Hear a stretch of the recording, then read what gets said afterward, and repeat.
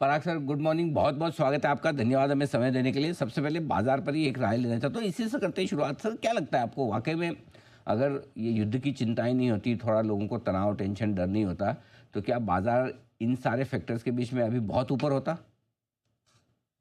नहीं, देखिए, मेरा ये कैलकुलेशन है कि अगर निफ्टी आज की तारीख में 21 पी पे है ऑन FY 26 नंबर, तो इनडायरेक्टली आपको 5% का अर्निंग यील्ड है। और जबकि आपका बॉन्ड यील्ड जो है वो नीचे ही गिरता जा रहा है, क्योंकि ऑयल नीचे है तो इन्फ्लेशन आउटपुट नीचे ही है। प्लस आरबीआई ने काफी अच्छी लिक्विडिटी मार्केट में प्रोवाइड की है, तो बॉन्ड यील्ड 6.35% पे है। तो we are evenly poised. Earning growth आने में थोड़ा सा टाइम जाएगा, बिकॉज आरबीआई ने अभी अभी लिक्विडिटी इन्फ्यूज की, अभी अभी 50 रेपो रेट कट किया है। तो आई थिंक मेरे हिसाब से मार्केट इज भी इवनली पॉइज्ड है। और एज यू आप जो भी बता रहे थे कि ये जो इंडिया पाकिस्तान की टेंशन है, वो नहीं होता, तो मेरे हिसाब से मिड कैप और स्मॉल कैप में भी थोड़ी सी तेजी देखने को मिलती। बिकॉज जनरली मिड कैप और स्मॉल कैप में रिटेल और HNI लोगों का ज्यादा इन्वेस्टमेंट होता है, और वहां पे सबको ये डर है कि कहीं आधी रात को अगर कुछ हो गया, तो वहां पे लोग साइड पे बैठे हुए हैं। और जबकि लार्ज कैप में आप जैसे बता रहे थे, FIIs काफी पॉजिटिव हो चुके हैं, उनकी सेलिंग कम हो चुकी है। ग्लोबल फैक्टर्स भी थोड़े से फेवरेबल हो रहे हैं। खास करके इंडिया ट्रेड डील करने में काफी कैपेबल है, जल्दी से जल्दी हो सकती है, तो इंडिया पे रिलेटिवली इम्पैक्ट भी कम होगा। और सबसे इम्पोर्टेंट चीज है कि FII को भी विजिबल है कि RBI has become pro growth, government spending has started. तो मेरे हिसाब से लार्ज कैप्स में आपको एक अच्छी खासी तेजी मिल गई है। मिड कैप्स और स्मॉल कैप्स में इवन दो कई जगह पे अट्रैक्टिव, फॉर एग्जांपल आज ये सिटी यूनियन बैंक का रिजल्ट आया, या सीमेंट कंपनी से प्राइस हाइक्स की जो बातें चल रही है, उनके चलते हुए मेरे हिसाब से मिड कैप और स्मॉल कैप में जो तेजी आनी चाहिए वो नहीं आ रही है, बिकॉज रिटेल और HNI इज वेटिंग। बात है तो युद्ध की चिंताओं की वजह से mid cap small cap share ज़्यादा दबे हुए हैं। लार्ज कैप तो नीचे से जिस तरह से रिकवर हुए हैं, तो काफ़ी अच्छी रिकवरी आ भी चुकी है। नतीजों का सीजन कैसे देख रहे हैं आप? अभी तक जो रिजल्ट्स आए हैं, स्पेशली बैंक्स, इनके जो रिजल्ट्स वीकेंड पर आए, आपकी गहरी पकड़ भी है बैंकिंग शेयर पर, बताएं सर। तो मैं डिस्क्लेमर देना चाहूंगा कि सिटी यूनियन बैंक का स्टॉक हमारे पास पोर्टफोलियो में है, और उनके रिजल्ट और उनकी कमेंट्री हमें काफी अच्छी लगी, बिकॉज उन्होंने बोला है कि 3.5 to 3.7%, 3.7% नीम को मेंटेन करेंगे। उन्होंने काफी कुछ एफर्ट्स दिए हैं, जैसे कि गोल्ड लोन को उन्होंने फिक्स रेट कर दिया है, तो उसमें उनको रेट घटाना नहीं पड़ेगा, and which is 25% of the loan book. Asset quality बहुत ही बढ़िया है। इस बार भी वो बोल रहे हैं कि recovery will be better more than slippage. तो असेट क्वालिटी काफी बढ़िया है। तो ऐसी बैंक अगर 1.1 टाइम बुक पे मिल रही है FY 27 पे और 10 पी पे, तो आई थिंक नतीजा के मामले में मैं बोलूंगा कि जो वीकेंड में नतीजा है उसमें सिटी यूनियन बैंक का नतीजा खास उभर के आया है। और SBI और कोटक महिंद्रा बैंक के रिजल्ट थोड़े से, आई वुड से कि थोड़े से वीक है, बट आई थिंक एक बात मैं बताना चाहूंगा कि इन rate cut cycle normally teams correct होते ही है।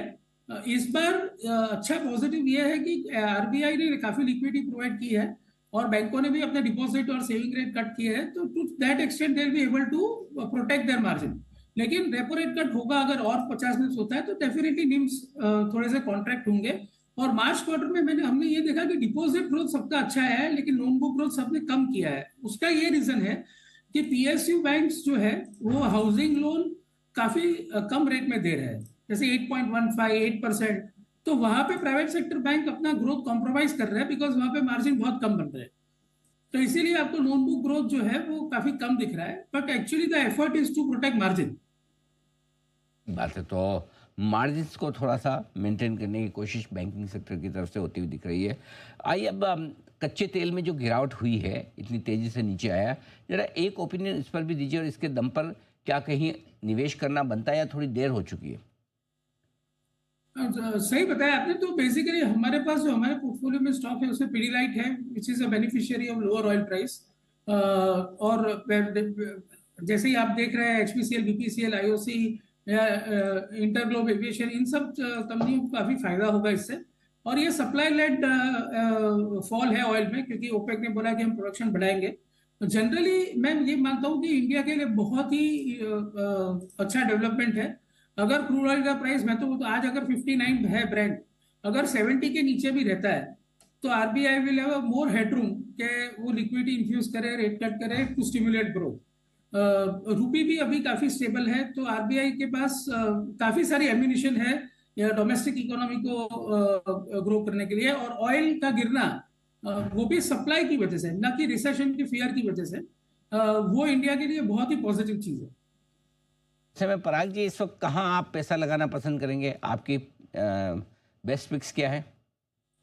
जैसे कि मैं हमेशा बोलते आ रहा हूँ कि एक टाइम था जब large caps were looking very attractive, जब एफआईएस बेच रहे थे।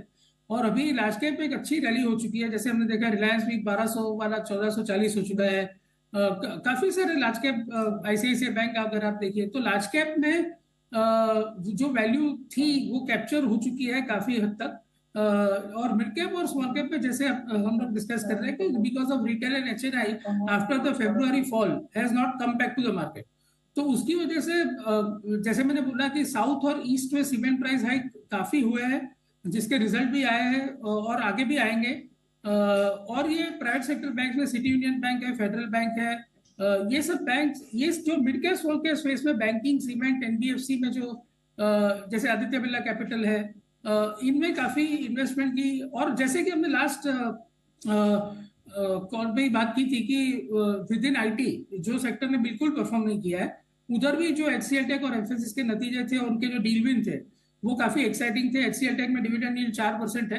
तो ये सब स्पेसिस है जहां पे इंक्रीमेंटल पैसा one can invest. And we have invested in our portfolio. And disclaimer ये है कि जो इन्वेस्ट करे अपने फाइनेंशियल एडवाइजर की राय लेके करे और लंबी अवधि के लिए।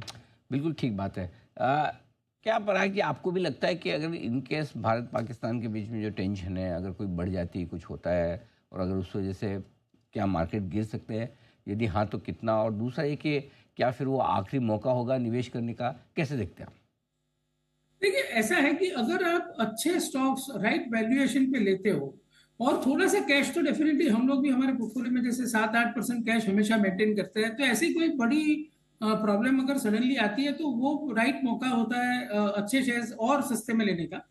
और हम लोग कभी भी अच्छे शेयर्स भी बहुत एक्सपेंसिव वैल्यूएशन पे चेज नहीं करते हैं। जैसे कि आज मुझे उस कंपनी के लिए और प्रमोटर के लिए हाईएस्ट रिस्पेक्ट है, लेकिन मैं बोलना चाहूंगा कि एवेन्यू सुपरमार्ट के आप नतीजे देखिए कि आज स्टॉक चल रहा है 75 पी पे ऑन FY26 और 65 का पी होगा अगर FY27। और क्या ग्रोथ आई है? कुछ ग्रोथ नहीं आई है पैट में, 2% ग्रोथ है। तो बेसिकली हम हमारी इन्वेस्टमेंट फिलोसफी ये है कि even quality stocks you should not buy at a very expensive valuation.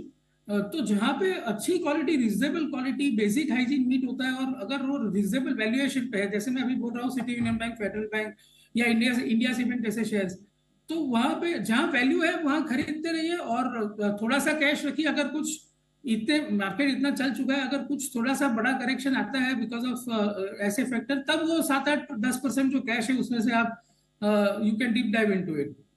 तो बेसिकली एक आप समझिए कि structurally India is in a very good shape. Current account deficit, fiscal deficit, banking balance sheet, corporate balance sheet, और plus ये oil का गिरना, तो स्ट्रक्चरली इंडिया में कोई नेगेटिव नहीं है। अर्निंग यील्ड और बॉन्ड यील्ड का डिफरेंस भी कोई इतना अलार्मिंग नहीं हो चुका है।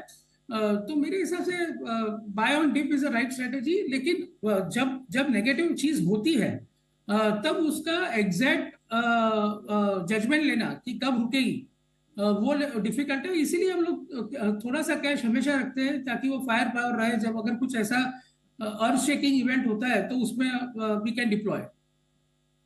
ठीक बात है। तो ये स्ट्रेटेजी आपको रखनी चाहिए इस वक्त बाजार में। बहुत बहुत धन्यवाद पराग जी, आपका समय दिया और आपने विस्तार से बाजार के बारे में, सेक्टर्स और उन्नतियों के बारे में हमारे दर्शकों को अपनी राय दी। आइए बढ़ते आगे। और शॉर्ट टर्म पिक का वक्त है। पालवे साहब की रहेगी, नहीं सेठी साहब की रहेगी। पालवे साहब तो बता चुके, सेठी साहब ने ग्रीव्स को होटल बताया, पालवे साहब की बाकी है ना। सेठी साहब बोले ना पालवे साहब बोले, किसकी बाकी है? पालवे साहब बताएं सर। एजिस लॉजिस्टिक के बाद माफ़ कीजिएगा, अपोलो माइक्रो के बाद आपकी पोजिशन।